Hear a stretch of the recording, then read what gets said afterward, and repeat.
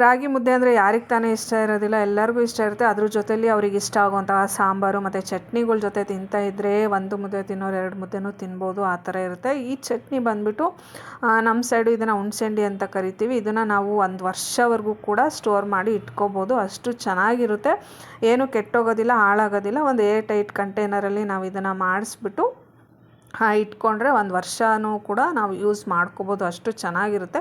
So ನಾನಿವತ್ತು ಮುದ್ದೆ ಜೊತೆ ಸಿಂಪಲ್ಲಾಗಿ ಒಂದು ಮೊಸರಿಂದು ಸಾಂಬಾರು ಮಾಡಿದ್ದೀನಿ. ಇದನ್ನು ನಮ್ಮ ಸೈಡು ಚಿತ್ರದುರ್ಗ ದಾವಣಗೆರೆ ಲ್ಯಾಂಗ್ವೇಜಲ್ಲಿ ಮೊಸರಿನ ಖಾರ ಅಂತಲೇ ಹೇಳ್ತಾರೆ ಅಂತಲೇ ಹೇಳ್ಬೋದು. ಸೊ ಇದೇನಪ್ಪ ಅಂತಂದರೆ ಇದು ಮೊಸರಿಂದ ಮಾಡುವಂಥ ಸಿಂಪಲ್ಲಾಗಿರೋಂಥ ಒಂದು ಸಾಂಬಾರು ಅಂತಲೇ ಹೇಳ್ಬೋದು. ಬಟ್ ನಮ್ಮಮ್ಮ ಮಾಡಿದ್ರೆ ಇದಕ್ಕೆ ಬದನೇಕಾಯಿ ಎಲ್ಲ ಹಾಕಿ ಮಾಡ್ತಾರೆ. ಸೊ ನಮ್ಮನೇಲಿ ಇವಾಗ ಸ್ವಲ್ಪ ಬದನೇಕಾಯಿ ಥರದನ್ನ ಸ್ಟಾಪ್ ಮಾಡಿದ್ದೀವಿ, ಯಾಕಂತಂದರೆ ಬದನೇಕಾಯಿ ಅರೌಂಡ್ 100 ರುಪೀಸ್ kg ರೀಚ್ ಹೋಗ್ಬಿಟ್ಟಿದೆ. ಅದಕ್ಕೋಸ್ಕರ ನಾನಿಲ್ಲಿ ಬದನೇಕಾಯಿ ಯೂಸ್ ಮಾಡಿಲ್ಲ, ಪ್ಲೈನಾಗಿ ಮೊಸರಿನ ಖಾರ ಮಾಡಿದ್ದೀನಿ.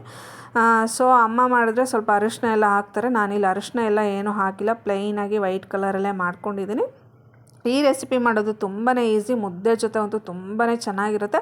ಬಟ್ 1 ಟೈಮಿಗೆ ಫ್ರೆಶ್ಶಾಗಿ ಎಷ್ಟು ಬೇಕೋ ಅಷ್ಟನ್ನು ಮಾಡಿಕೊಂಡು ತಿಂತಾಯಿದ್ರೆ ತುಂಬಾ ಟೇಸ್ಟಿಯಾಗಿರುತ್ತೆ ಅಂತಲೇ ಹೇಳ್ಬೋದು. ಸೊ ನನಗಂತೂ ಇದು ಮುದ್ದೆ ಮೊಸರಿನ ಖಾರ ಬಟ್ ಏನೋ ತರಕಾರಿ ಇಲ್ಲದೆ ಇರೋ ಟೈಮಲ್ಲಿ ಆರಾಮಾಗಿ ಇದನ್ನು ಮಾಡ್ಕೊಬೋದು ಅಂತ ಹೇಳ್ಬೋದು. ಇದೇ ಥರ ವೀಡಿಯೋಗೆ ನನ್ನ